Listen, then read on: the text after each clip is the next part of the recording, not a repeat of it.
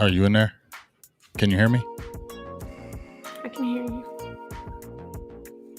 Can you hear me? Hey. Yes. Yes. And Hello. me. Yep. We're good. All right. There we go. There we go. We back. We back. We back. Sorry, I had a technical difficulty. My volume thing is acting weird. So if you just see it acting weird today, just forget it. Don't. I'm not the computer guy. I'm trying to figure this stuff out on the fly. So it's just probably going to be that thing today. But we are here. We are back, and I'm excited. I finally got my friend, Miss Star Gang Beauty, back in effect in the building. How you doing today?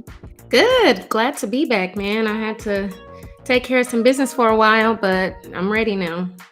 Okay, hey, well, you was definitely handling some business. Talking about you an attorney doing Japan, your company in Japan. I'm just like, wow. Like we said, if I'm ever in trouble, I got a solid attorney. He's a banger. But guess what? I know I got one in the fold. Like, oh, he ain't there. I got somebody in the fold. I know who I'm hollering at now, for real. So, let me give a shout out to everybody that's in the building right quick. We got Texas Bred Cowboys 83, the Ninja, Big DZ 83, Boo Thing, Carlos Holloway. Keep on coming in here. I apologize about it before that it wasn't working, but it looks like we got it back up here and running now. But let's talk about these Cowboys, man. They just officially ended minicamp yesterday, I believe. And now we got the dead period until they roll right into training camp. How do you feel with the Cowboys in general heading into training camp right now? I'm excited. It was good to see Dak moving around. Good to see, everyone on offense healthy again. Except Blake Jarwin. Yeah, except Blake Jarwin. Yeah, he's the only one. He's not out there. But Dalton Schultz, he's been getting some work in, and he's been looking good. I have to say, like I said before, I have to eat some crow on Blake Jarwin because he's much better than I anticipated. I didn't even expect him. Well, actually, both of them. Because you eating crow on both of them? Well, damn. Explain. Because I initially didn't like Blake Jarwin until the end of not last year, but the year before. Okay. And then Dalton Schultz, before the season started last year, I wanted him off this team. I was like, he's not going to make it. He's not ready. So, but he's, showed he stepped up last season in Blake Jarwin's absence. And, he's had an opportunity while Blake Jarwin is still coming back from that ACL. And, even though it's just, mini camp, he's looked pretty good. So I'm excited about the future of our tight end room. As long as Blake Jarwin can come back 100% healthy and ready. And as far as defense, obviously there's still a lot of questions, a lot of young guys, a lot of new guys, but I feel more confident coming into this season about our defense than I did last season. Yeah, I would totally agree with you on that one. Let's jump out here right quick. We got a question from Carlos Holloway. It says, do you think Keanu Neal, the new addition from Atlanta that came over with Dan Quinn, do you think he can start? I think there's potential. I think we have to see. I can't jump out there and say he's a starter right now. We did see that Todd Archer reported that Michael Parsons and Keanu Neal were taking the majority of the reps. It was just 7-7, but they were taking a lot of the majority of the first team reps. A lot of people tweeted, y'all said, my dog boss Cowboys foots. We all said, hey, what's going on? It could be a changing. He said, it's nothing to talk about. There's no change. There's nothing for us to even be looking into and reading into. But I disagree. I think we definitely should look into it because there's a reason why they brought Neal over here. There's a reason why LVE's fifth year got declined. And there's a reason why they drafted Michael Parsons 12th and Jabril Cox as well. So now there's competition. So may the best man win. But do I definitely feel like Neal can start? Yes. But honestly, we got to see how it unfolds in training camp because this is all new pieces, in my opinion. Yeah. What's your thoughts on that? As far as Neal goes, I think it's interesting that they are starting him off as a linebacker. Obviously he can play safety and linebacker. And like you said, it goes to show them picking him up and them starting him off at linebacker. It goes to show how they might feel about LVE and Jalen Smith. So I think it's interesting. I think it's too early to tell. I think we have to wait and see what happens, but I do think he wouldn't be here in that role right now if they didn't think it was a possibility for him to start. That's how I feel. I agree with that one as well. You're not going to bring a guy over here, and this is a guy that was like you personally drafted him, and he's following you to another team. You switching him over to the position that you said he could be more fruitful for you. So it's just very hard for me to imagine you bring a guy over here who you drafted in Atlanta. He follows you to Dallas. You move him to linebacker, and then he don't play. Yeah. You know what I'm saying? That ain't making. And they're talking about his leadership qualities and how him and Dan Quinn are tight and how they kind of won. I just feel like there's going to be a lot of mix of Keanu Neal in here, but it'll be interesting to see because my dog boss Cowboys made a video and with that 4-3 under and the Bear defense and even with the Leo, you can see 3-4 linebacker sets depending on matchups or depending on how they come out. We know that they play a lot of nickel and dime defense now because of the way the offenses are with so many receivers now and one back sets. But I still feel like you can still have a place with all those linebackers. I just feel like it's going to play out. The good thing about it is that's depth. We didn't have that last year. When somebody went down, it was all bad for Dallas. We saw it. Jalen Smith took 90% of the snaps last year. LVE was hurt once again. Sean Lee was in and out the lineup. Luke Gifford had got caught with PEDs, and Francis Bernard was basically a wash. So we saw how important that linebacker position was. I have been screaming about it for 2 years that you got to have some depth on that linebacker position, and everybody was like, "Oh, Dallas is okay with linebacker." I said, "No, they're not." And we saw the ugly head last year. So I think they prepared for it. And they said, well, you know what? We're not going to get caught into it like last year with the linebacker position. And if these guys don't maybe step up, we got a new guys that can run right into the fold and they're cheaper. Yep. 100%. So, you know what I mean? So we'll see what us, and Carlos Holloway also says, and I want to ask you, about this as well. Let's jump into Michael Parsons and then we'll talk about some rookies. But I said this, when they drafted Michael Parsons, I thought they were going to get the corner, but obviously when they left, we got Michael Parsons. I wasn't mad at that even way before that. I was cool if we got a Michael Parsons because I thought he was nice. And then I really delved into his tape and I said, wow, this dude is a really good player. And he's only really 2 full years of playing. Played true freshman, true sophomore, sat out. He's young at the position and he's an animal. He has the size, the measurables, the speed, and I love his personality. I love his infectious personality. He's a funny guy. It looks like everybody's already gravitating to him. And I want to see how you feel about this statement that I made. I said that he is going to be the Dak Prescott of the defense. The way Dak Prescott came in and took over the team and everybody just naturally gravitated to him and started following him. I know it's a high thing, but when I see how everybody's gravitating to him, when I see how the veterans are gravitating to him, the rookies are following him, everybody gets excited when he makes plays. If he comes out there and plays really good these first few games, yeah, dog, I'm calling that. What do you think about that statement? Ooh, I mean, that is some huge shoes to fill. I'm throwing it out there. I said it when I'm not backing off that statement because right now, I know we got D-Law, but who is really the top leader right now? Yeah, I mean, I agree with you. I think that's been a problem for our defense. I'm actually a huge advocate for DeMarcus Lawrence. I think he catches a lot of unnecessary hate from a lot of people in our fan base, but I would not characterize him as the undisputed leader of the Dallas Cowboys defense. And I think that's a huge problem and it might be a problem as to why, we struggle so much from time to time. So there's definitely an opening and, I agree with you about, his talent. And I'm excited to see it, all come into fruition. I just don't know. I don't know. He seems like he's getting along with all his teammates very well. He seems like he's doing very well in practice, like he's trying to prove himself and he's doing a good job so far doing that. But that's just such a huge statement. I don't know. I just got to wait and see. I feel you. And you know what? I like that. I like that you can say, I don't know about that one, dog. We'll have to see on that one. That's cool. Yeah. I can take that. But I really feel that if he really comes in and they utilize his abilities and use his skill set that can really be good, I think you're going to see that. And just like you said, I don't, hate on no DeMarcus Lawrence, but I just feel like just because you can be a best player on the team or a best player on let's say on the defense doesn't mean you're the best leader. because we've seen it time and time again. The best players always aren't the best leaders. Exactly. Okay. So I think that if you can get a Micah Parsons and everybody gravitates him, he really turns up.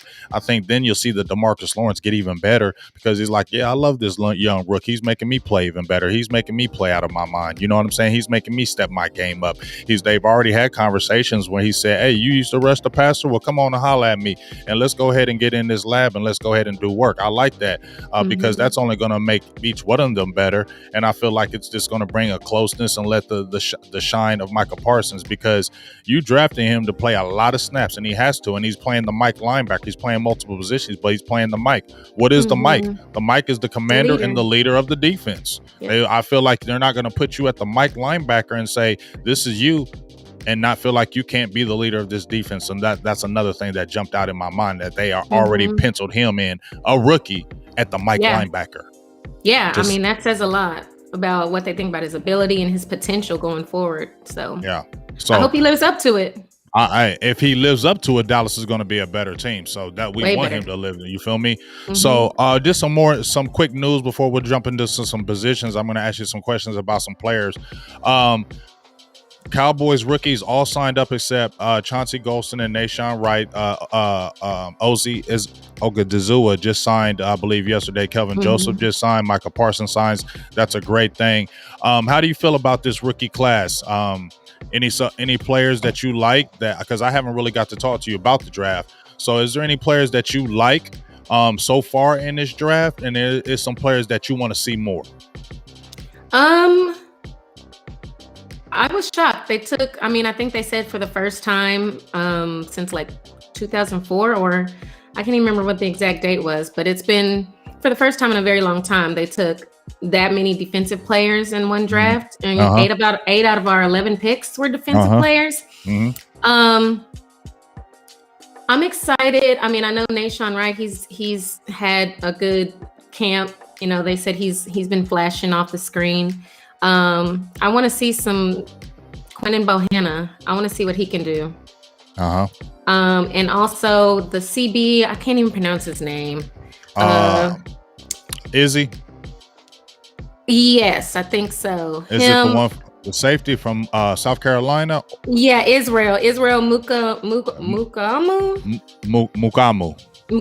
Yeah. Yeah, I know he played CB, and but they want to try him at safety. So we love those late round safeties. So I'm hoping that he can. I want to see what he can do. I want to see him come through and see what he can do as well. Well, see, here's an interesting thing. I got this about Israel, or Izzy. I call him because, I be slipping up on that last name. I apologize if he ever does listen to this. I apologize to you, Izzy, if you ever do listen to this. But what I wanted to say with them is I went back. I check a lot of these guys that get drafted, their backgrounds. I go back to their high school days. I look at those things because, I coach, and I feel like a lot of those things start in youth football, high school, and those things of that nature. But when I checked out Izzy, he was a safety in high school. He was a predominant safety, and he was a high-rated safety when he came out of high school. When he went to South Carolina, they kind of converted him to DB because they wanted to use his size and that skill set at the DB position so he could kind of be, use that size, that length, and more. But he definitely played safety. And then there was even games that I watched where he was flipping back and forth, where he would play safety. Some of the time he'd jump in at corner, and depending on the matchups, they would move him to safety and corner during the game. So that's what really got me more, because I was frustrated like you. Well, I'm not saying you were frustrated, but I was just like, man, okay, after the fourth round, the Cowboys wanted anybody who was a corner, we're going to convert you. If you're after the fourth round and you with the Cowboys, you kind of tall, you're going to be a corner. You're going to try a safety. So I was like, oh my God, here we go again with this madness. But then when I checked his background and see he played safety, it made me feel a little bit better going forward with him and his potential. And we don't have to feel like this is a Reggie Robertson situation where he was playing corner. Oh, he played a little bit of safety, so let's automatically move him over there. No, leave him at corner, because now we just wasted a whole year on a player and Reggie Robinson, where we could have seen last year. We could have saw last year if he could have been the guy that was opposite of Trevin Diggs. You see me? Exactly. I'm saying? And then that could have altered your draft plans. If you could have saw Reggie Robinson was good, then maybe you didn't feel like you had to draft all these plethora of corners. You get what I'm saying? So yes, that's my frustrating thing when they experiment, because you lose out. Bradley Anae, you didn't figure out what you did with him. That was a lost year. Now we're going into year 2 figuring out, well, what is Bradley Anae? What is he going to do? You get what I'm saying? So that's what really frustrated me about the last regime, particularly Mike Nolan, because it was like, yeah, maybe you were coaching to save your job, but you just weren't putting the people in the right positions, and it just really failed all the way around. Yep. 1,000% agree with everything you said. Hey, I like that. You heard what she said? She said 1,000%. She ain't say 100. She ain't say 100%, y'all. She said 1,000% on y'all. You feel me? Speaking of Reggie Robinson, how do you have your feelings about him? Because we haven't heard about him. I've been looking through all the guys that are out there watching. I haven't heard anything about Reggie Robinson. What do you think? What are your thoughts on him? You think he is a bubble guy because it's not this new regime? They drafted right. They got Kelvin Joseph. Izzy's out there. Do you think he's a bubble guy, or do you think he's going to maybe be safe this season? I feel bad for him because, like you said, they forced him at safety last season. It's a wasted year. And already being a late draft pick, you have to work that much harder, and it's like right. So it's I think there's enough questions at corner that he can make the team. Like I'm very worried about corner. Yes. I know we did address it. But did we? I think technically in the draft we did, but we didn't the quantity. We got hella unknown though. Yeah, and also I think we've talked about this on Star Gang a lot. Is I think a lot of Cowboys fans are automatically assuming, that Trevon Diggs is going to take the next step, but we really don't know. He could be worse. He could be worse. That's real. That's real. I'm glad you're talking about that. That's a real. Yeah. And then, we have Anthony Brown, who's been very inconsistent and has also had injury issues. Jordan Lewis, we got him back, but he had some inconsistencies as well. It's so much questions at cornerback that, this could blow up in their faces very badly. We can't expect, second round Kelvin Joseph and third round Nahshon Wright to come save the day. So I think, even though Reggie hasn't had a chance, to really show himself, I think there's enough questions there for him to probably make the team. Yeah, and bouncing off of that, Pro Football Focus rated Dallas the second worst secondary in the NFL. And I know we all don't hold on to that, but when we look at it, it's kind of scary right now because, we're excited about the potential. And I'm glad you mentioned that about Trevin Diggs. That was my favorite guy coming out last year. Yeah. And here's my thing. From what I saw last year, I'm hoping, but that's the key. I'm hoping because of what I saw last year. Nothing's guaranteed. It's not a 4th-year player, 5th-year player. We've seen it. And so he still has to prove himself because he had some ups and downs. He got better, but he had plenty of ups and downs last year. So I feel you on that. And then, like you said, Anthony Brown, inconsistent. I just don't really feel like Anthony Brown is a guy. And injuries. Jordan Lewis, inconsistency. We don't know. We haven't seen anything really the Jordan Lewis since his rookie season. And then, as you said before, Kelvin Joseph, unknown, great talent, unknown. Nahshon Wright, we don't know, 3rd round pick, great length, making plays, but that don't mean you're doing anything in the league. You get what I'm saying? You're making plays on Ben DiNucci and Garrett Gilbert. You feel me? You're not making plays on Ben DiNucci, okay? You feel me? Like, you're making plays on them guys. You know what I'm saying? I ain't heard you making plays on no Dak Prescott though. You feel me? So yes, and then we got like Maurice Kennedy, Rashard Robinson, Danae Burton. These are guys that nobody know about. So it's hella unknowns in the secondary. And you're right. If they don't play good, if those rookies don't show up, we're going to be in a lot of trouble. So it's a lot of weight and a lot of pressure that's going to be on the Nahshon Wrights and the Kelvin Josephs, because guess what? The guys behind them are regular. And it is frustrating too, because this was a good off season to really do something in free agency. Yes. And there was guys out there, veterans, who would have been very solid acquisitions for not a lot of money, and we just did not address it. It's very disheartening for this team. Yeah, it's disheartening, and like I said, we'll see how that goes. Got a question from my guy Carlos Holloway. He says, "How do y'all feel about Pollard getting reps at receiver?" I'm gonna let you tackle that first. I mean, I love that idea. I think it's awesome, but I just question how often that's actually going to be used in a game. Right. Honestly, but I think it's awesome. I mean, the more you can do, the more you can help our team if it comes down to it. I just don't envision them doing it a lot when it comes down to in a game. Yeah, I think it's a we'll see thing with me. I think more so when you listen to Mike McCarthy in his interviews, he's basically saying, you know what, we're getting Pollard reps at receiver because we got so many guys down at receiver. Correct.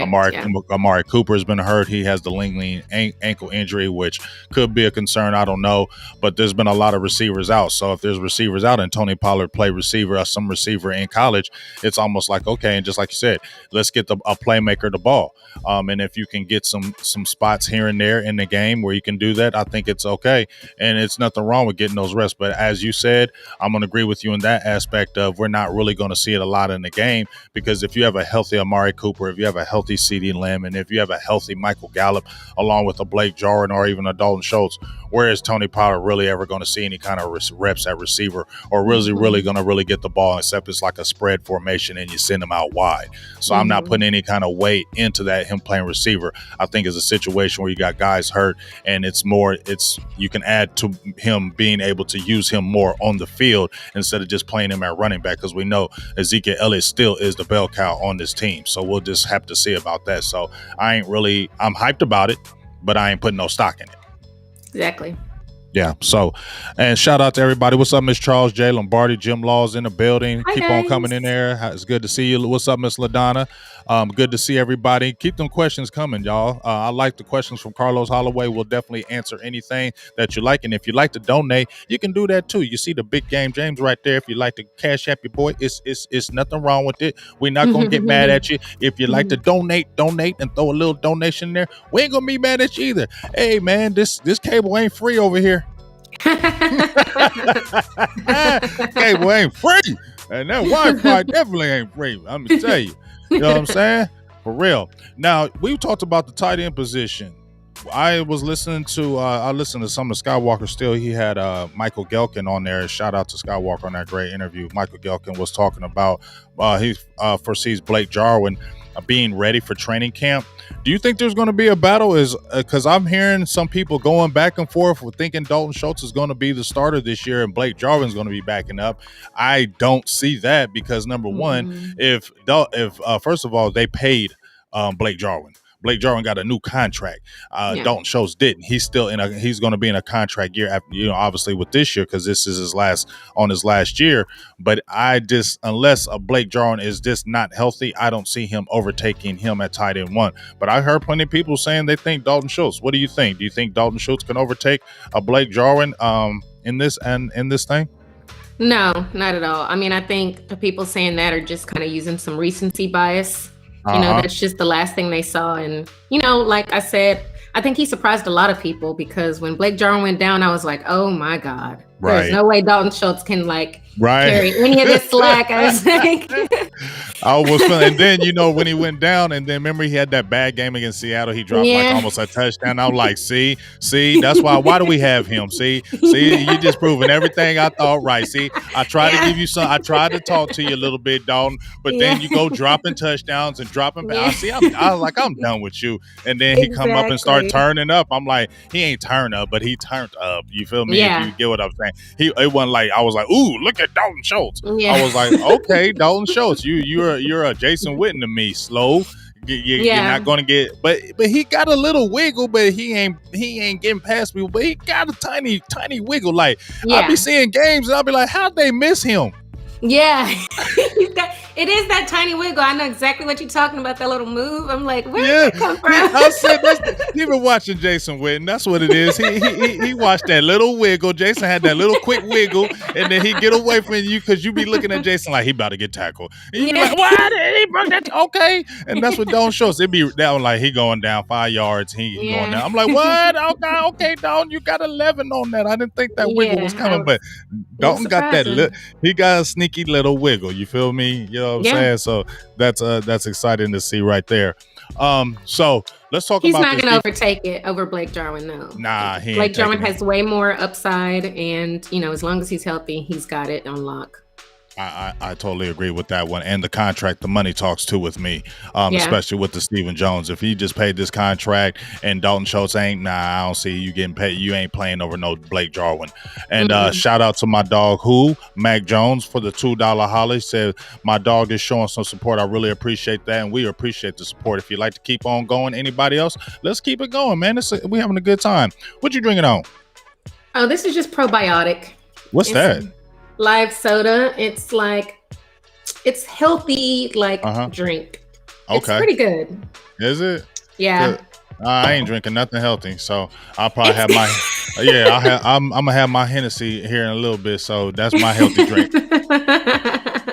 Don't you act like y'all know. I mean, I'm not a Hennessy drinker, but I know you drink that light. You like that Patron, right? I like Don Julio. And I like Tito's vodka. I will be on that later today, so I will be MIA after this. I feel you. I'm gonna do the same thing with that as well. Carlos, keep them questions coming, Carlos. I really like you coming with these questions. I really like them, and they're good questions. We won't be on here for super long, but check this out right here. Carlos says, what game are y'all looking forward to the most outside of the Tampa game? That's a hella good question. I'm going to let you tackle that. That's a great question. Great question. I'm going to pull up the schedule just so we can. Let me pull up the schedule. Look at the schedule. I had to think about that. Yeah, I know, right? It was like, let me get that schedule right quick, y'all. That is a very good question. Yeah, I saw Carlos be coming with it.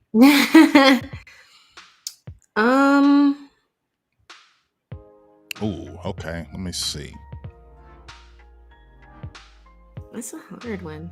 I would probably say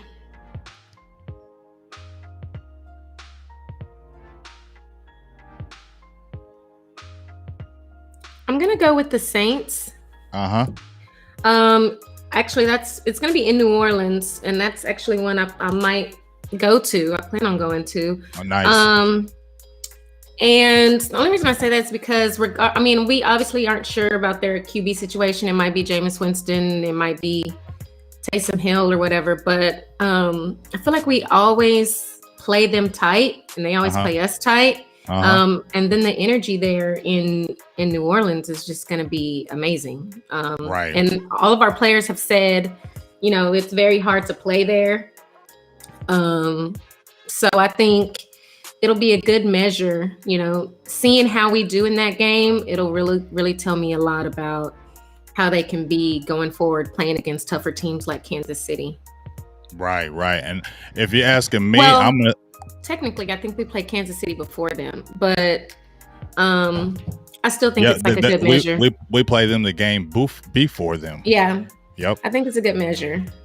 I think for me, I'm gonna say the whole AFC West. I'm gonna say a whole AFC West is gonna be games I'm gonna be, because guess what? Obviously the Chiefs. Patrick Mahomes, we know about that, but you know what? The Chargers, are going to be, if they can stay healthy. They got the quarterback over there. They got some talent over there. I mean, they got some players over there. And then the Raiders, we got them on Thanksgiving. I mean, that's always never really a blowout. That's always going to, John Gruden is coaching now.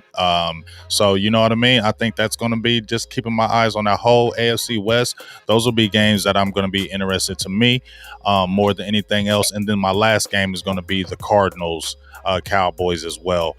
Because they beat us last year, and they got new players. They got JJ Watt. They got guys that they added to their roster. So that's going to be an interesting matchup to me as well. those are my games. And let me get my guy in here because he just hit me with the cash app right here. Well, the $5 holla, $2 holla, $5 holla. My dog, the ninja. That's a great question. Ooh. Well, he said makes a statement, and I think I listened to, once again, I'm gonna go back to the interview with Skywalker, and he had with Michael Gelkin, and they were talking about Tristan Hill in particular. He says, for the $2 holla, I appreciate you, dog. Tristan Hill is cut this year. What's your thoughts on that? But before you finish, they said, Tristan is still rehabbing back from his injury that he had. He showed some flashes, but guess what? Osa's there, Golston's there. Bohanna's there. Gallimore is returning back. There's more versatility on that line. He doesn't have Ron Marinelli, Mike Nolan. So this is your third guy now, and you're coming off an injury. Do you think Tristan Hill will be on the team this year? I'm jumping out there on it. I do. I mean, a lot of those guys that we have are very much unknown. And so as long as that knee is getting back up to speed, like you said, before he got injured, he was coming along. He was improving, which is what we all wanted to see. We wanted to see flashes from him. So I think as long as he can get healthy and pick back up to from where he left off, I think he's on the team. There's so many guys that are completely unknown, and even though he doesn't have the guy that drafted him here, I think it doesn't really make sense to cut him for guys that are unknown in NFL games. And see, here's what I'm gonna go with that. Tristan Hill, I've getting ready to make a video. Sorry, I haven't put it out there yet. But this is my thoughts on Tristan Hill. Yeah, he's definitely got to compete because Cowboys have set themselves up that they could, if they do cut him, they're not going to be like, oh damn, they cut Tristan Hill, and now what are they going to do? I think they position themselves. But I think the biggest thing with me, as well as you just said, got a lot of unknowns. You still got a rookie, even though Osa has looked good. It's hard for the defensive lineman to come in that first year and really come in and wreck the league. You get what I mean? And you got a lot of unknowns. And I forgot though, I forgot about Brent Urban. Brent Urban's a dog. Oh, yes. I forgot about some damn Brent Urban. He is an absolute dog, and I think he's going to be great. That was a slept on pickup for me. Okay. Yes. That was a slept on pickup. I had mentioned it a couple days ago. Sorry to just jump everywhere, but who cares? But Brent Urban, dog. Us losing Antoine Woods and getting a Brent Urban, I think that was a great trade-off. He is really going to be good for Dallas. I think his energy, his attitude, and he don't mind taking on double teams. He don't need to be a star. Which is what we need. Man, see, we was feeling each other right there. Yeah. We don't have to. And let me say this one thing about Antoine Woods, and he blocked me on Twitter, so it's all. What'd you do to that man? I was on him. I was on him. I was on him. I wasn't saying anything reckless, nothing bad, but I was on him. I was on him tough. You know what I'm saying? And he blocked me. So I was like, all right, I got it. I feel you. But I just felt like this. I felt like the thing about what Antoine Woods is, he was always talking about himself.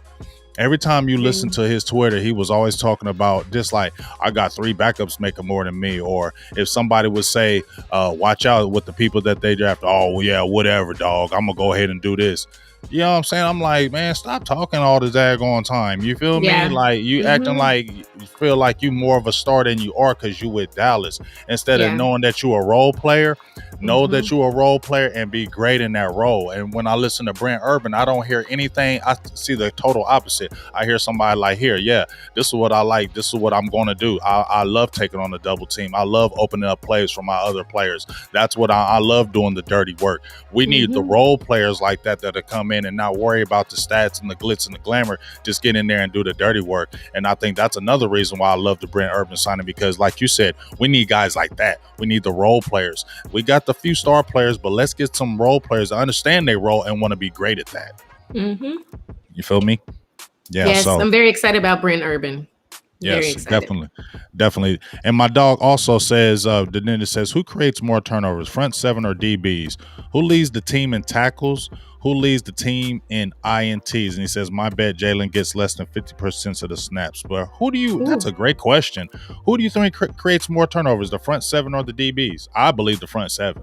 Yeah, the front seven definitely. I mean, that to me is where it starts. If they're not handling business, then our DBs are screwed. They're going to So get cooked. I don't care how good you yeah, are, DB you are. If yeah, your front seven is trash, your DB is going to get cooked. I yeah, don't care if they're all pros.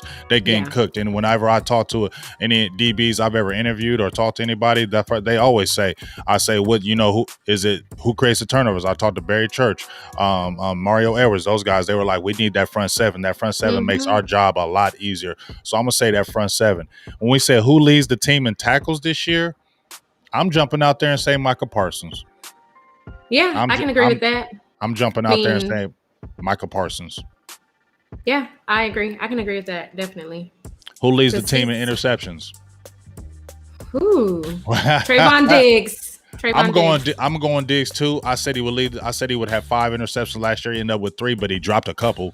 So I said, he definitely should lead because I think he is a playmaking corner.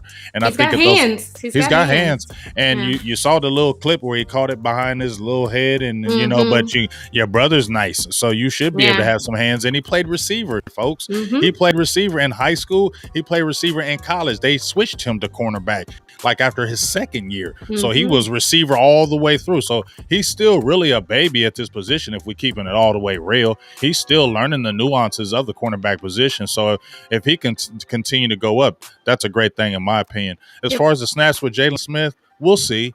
Like I said, that's a training camp thing for me. I want to see in training camp how they're really going to do it. I'm going to be in training camp actually the end of July, and I'll be there for a whole week. So I'll be able to see with my own eyes and not through nobody else's, and I'll be able to see myself. So I'm excited to see what they're going to do with that, and they'll be in full pad, so it won't be the, walk around where they ain't hitting. I want to see hitting and real live action to see what's really going on. You feel me? Yeah, if Jalen Smith gets less than 50% of snaps, that means our defense is on a roll. Like, that is a good thing, honestly. Right. It's not a good thing for him. Right. But it's a good thing for our defense and for our team. So if I wouldn't be mad if you were right. Hey, I ain't gonna be mad either, for real. Go ahead. Oh no, you're good. Go ahead. Okay. Shout out to my dog Tavis Banks for the $4.99 donation. Shout out to you. Hey ho for the $4.99. Hollis says the front 7 is the formation, whether 3-4 or 4-3. I feel you.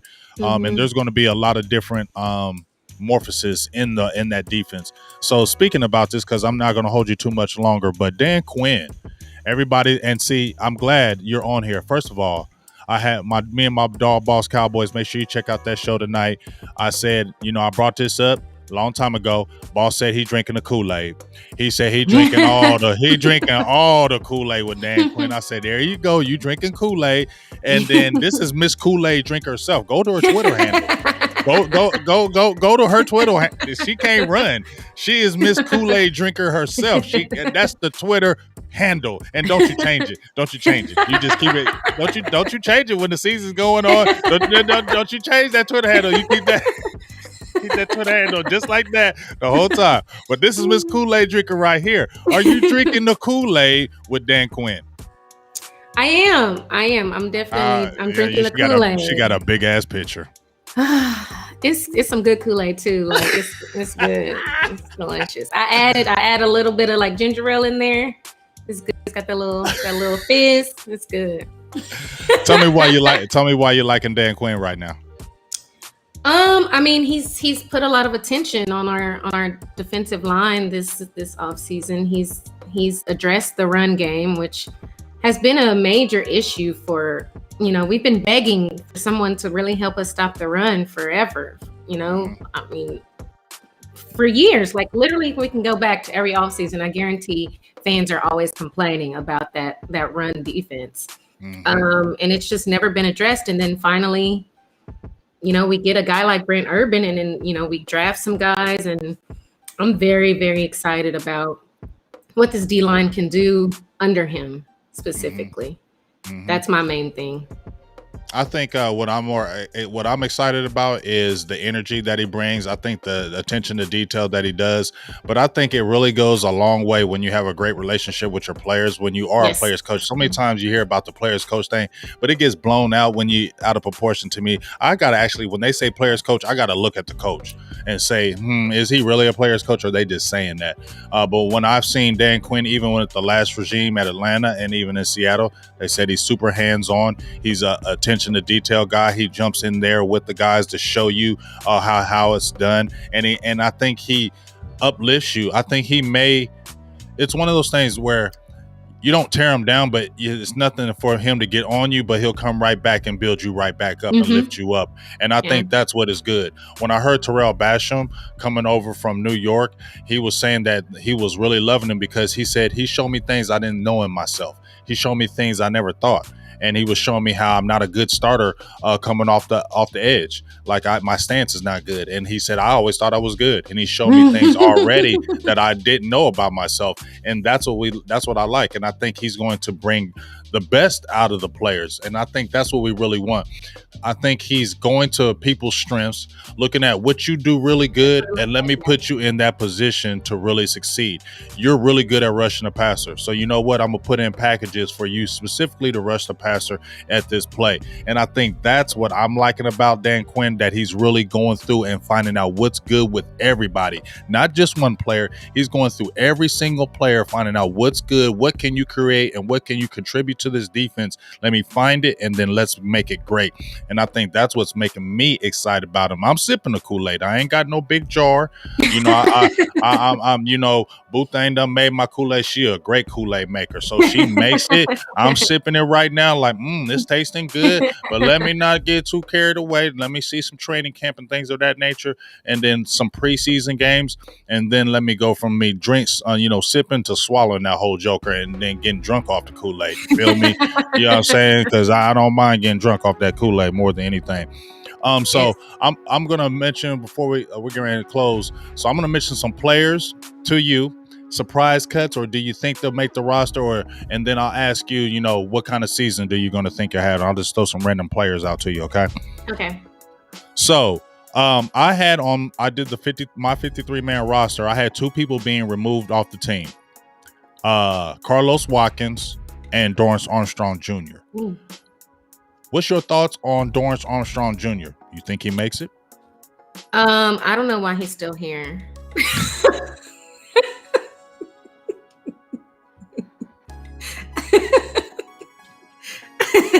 Well, there's your answer. we won't have to get in deep with that one. I don't know why he's still here. I'm just being honest. I don't. I've been looking for answers. No one can give me any. So.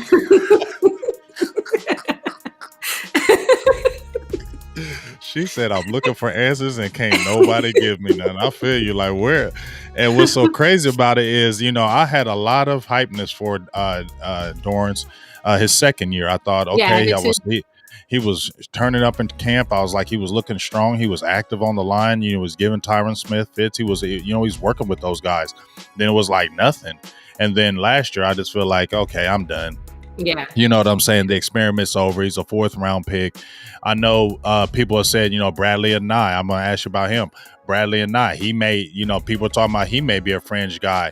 But if I had a choice between them two, and I know Armstrong is more of a vet, but I feel like we got other players now. The Randy Gregory's is really going to turn up this year, and he's standing up and dropping in coverage, and he looked natural in it. Like, he looked good. Mm-hmm. So I just feel like, what is he adding when you got a Bradley and I on the team? You got Terrell Basham. I think Basham offers more than him. You get what I'm saying? So we both kind of agree. Carlos Watkins, I mentioned him. I know we haven't heard a lot about him. He came over from the Texans. He's been an afterthought. Nobody's really mentioned him. And that's not why I put him off. I just felt like if you got Tristan, Bohanna, Osa, Golston, those guys, you didn't pay Carlos Watkins a lot, and I feel like if Tristan Hill is healthy, you want to see at least one more year out of him. What's your thoughts on Carlos Watkins? Yeah, I agree with that too. They added so many people, and then we got people coming back from injuries. So I think he's probably going to end up, unless he just, completely does some crazy, unheard of stuff. Mm-hmm. I think he's gone. Yeah, that's just kind of my feelings on that. Randy Gregory, I've seen a lot of people in the chat talking about him. Man, he looks so much different. Like, I feel like he is going to go nutty this year. Maybe not like 15 sacks. I could see maybe 9, 10 sacks, maybe 11. He has that type of ability. He has the ability to get 13, 14 sacks. That's not a problem with him. And he's gotten bigger, so I think he's going to be even better in the run game. I feel like he's just going to turn up all the way around. He's going to be a force. I just feel like I just feel like he's going to be a force. He's dropping in coverage. Like I said, he looked natural, and they need to re-sign him. Yes, I mean, I agree. They need to re-sign Randy Gregory now. Yes, I'm so happy for him. Like, oh my God, aren't you so happy for him, man? Yeah, he's gone through so much and he's worked so hard to get to this point. And I think he said it himself. This is going to be his first full off season since 2015. Right. So getting a full off season, like you said, he's put on that weight. He's there mentally, doing better. And so I expect, and then also too, it helps that now we have a guy that can take on double teams in the middle. Then you got DeMarcus Lawrence, who's going to draw attention. That leaves room for him to just wreak havoc over there. So I agree with everybody in the chat. I agree with you that he's going to have a great year. Yes. It's he's definitely gonna go crazy, and I'm just like you said. I'm so happy for him because my thought is this: so we've seen so many athletes give up. We've seen so many athletes go through some stuff, and maybe even on this level, and they're just out the league. And he kept fighting this whole time. And shout out to the Cowboys organization because they stood by him. They never wavered in their support for Randy Gregory. And look what's happened. And I think that's the success story. Randy didn't give up. The organization didn't give up, and look what actually happened. So that should be, at least, we always talk about the Cowboys, what they don't do. I'm gonna give the props for what the I know I'm on the Joneses. I get on them a lot, but one thing I am gonna say is Jerry is a very caring person, and when he does care for you and he does love you, you ain't got to worry about it. He's gonna fight for you for tooth and nail. And I'm glad that we've been able to see this, and now I think we're really gonna see the on field. We're seeing the goodness off the field and Randy Gregory. But now I feel like we're really going to see that goodness on the field, and he's going to go crazy, and I can't wait. That's going to be some good stuff right there, for real. So let me give CD Lamb. We know about Coop. We know Gallup. People have been talking about Gallup. They're moving him around a lot. He's playing in the slot as well. He said he really likes playing in the slot. I think he's going to have a good year, but I think CD about to go nutty, man. I think he going to go crazy. Do you see 1,000-yard season for us, CD, this year? Oh, yes.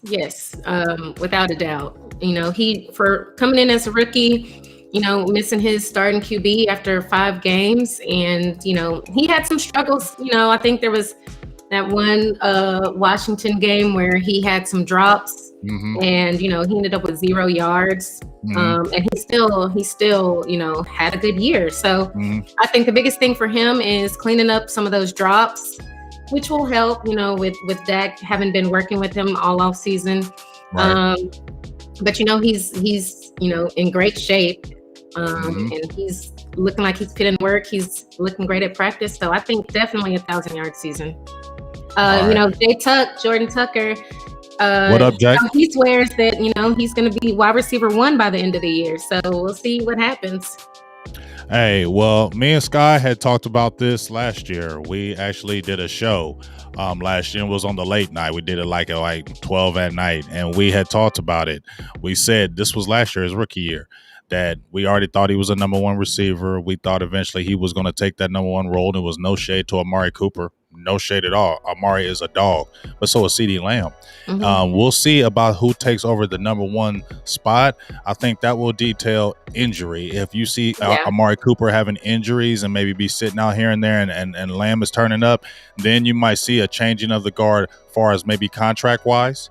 Okay, because we know Amari, they could probably do something in 2022 if they want. Gallup is, up. So that's going to be an interesting thing just to watch, that contract between those 3 guys, because obviously Gallup is going to want to get paid, and if he has any kind of good season, he's going to get paid. I don't know, what's going to go over Cooper, because Cooper ain't super old. Cooper's still young. Yeah, he's still young. So would they extend Cooper after the, would they keep, what I mean? So this is going to be a critical year for me for the contracts for Cooper and Gallup. I know Cooper is signed, but it depends on how this season goes with them receivers to see how they kind of switch up or how they're going to do the pay. Because if CeeDee Lamb shows what we think and they think he can be the number 1 guy, mean, you could keep CeeDee Lamb, you could keep a Gallup, you could move on a Cooper, you could keep a Cooper, you could keep a Gallup, a CD, and move on from Gallup, because you still got we got Fehoko. You can still always draft receivers. So it's just going to be an interesting 1 year with these guys. It could be the last. So I'm interested to see how that goes. I would love to keep them, but I just don't see those 3 receivers being in the future for Dallas for a very long time, not in my opinion. I agree. Definitely. It's a big year for all of them. Yeah, definitely see. So we're going to get off here now, man, and I really appreciate you jumping on here. Are you going to any kind of camp, any kind of preseason games, anything besides a regular season game? Are you doing anything like that? Oh, no, my schedule will not allow. Right. Yeah. I had the good thing about my job is I told them offer it when I got hired. Hey, I do this. Okay. And I'm going to training camp. This is an annual trip for me. I didn't go because COVID last year and I was mad as hell. I said, I ain't missing this. So I already put in that vacation and I hit the send and they hit me right back like, okay, we got you. Yeah, you better get me because either y'all don't get me or I'm not going to be there. Well, fair enough. You feel me? So you better get me there. So they felt me a little bit, and so we're gonna go there. So I'm really excited to get back to camp because I always say that I love listening to the people that are reporting, the Michael Gelkins, the Todd Archers, the Dave Hellmans. Those guys are out there reporting. I love what they do because they keep us up to date. But I want to see it through my eyes. If you're saying Dak Prescott is playing really good, I want to see it through my eyes. If you're saying Deshaun Wright is making plays on the ball, I want to see it through my eyes. You know what I'm saying? And then have my own self-evaluation. So that's why I love listening to those guys, but I like looking at my eyes too, and it can give me a better barometer of how I feel with the players going forward. So that's an exciting time for me. And so we'll kind of see how it goes. But you know how we do at the end of every show. We'd like to always give people who are on there to let them know where people can find you, check you out. We already know about Star Game Beauty, but let them know Star Game's banging out on YouTube. And I see they're picking up subscribers, things of that nature. Let them know where they can find you so we can get that weight game up over there too. Yeah, on Twitter at Star Gang Beauty. On Facebook, and our Facebook group is Star Gang. The Facebook page is Star Gang, and on YouTube, Star Gang Podcast. Like, follow. We go live multiple times a week sometimes, but the set day is Wednesdays in the off season. During the season, it's on Tuesdays. So come join us. We love to hear from y'all, answer your questions, get your opinions, and joke around, make fun of other teams because they're inferior. Right. You feel me? Especially this NFC, boy. They NFC East, boy. That's gonna be some fun this year because they are already running their yap. But yep. I don't pay no attention to them. For real, I don't pay no attention to y'all. Yeah. So with that being said, I'm gonna probably say a few things right quick. And then I'm going to head out here. I got a little graduation party I'm getting ready to attend, so I'm excited about that. But I really appreciate you jumping on here. Thank you for hitting me back up and getting with me, and I'm glad we were able to do this show. And hopefully we'll definitely do it again. Probably training camp, and maybe during the season we can jump on here and see how our Cowboys are doing then. But much love to you. Much respect to you. Doing your thing. With Star Gang and even with work and everything. So I just wish you blessings, and I'm gonna definitely talk to you soon. You have a wonderful day today, okay? All right, you too. Bye guys. All right, later. Peace.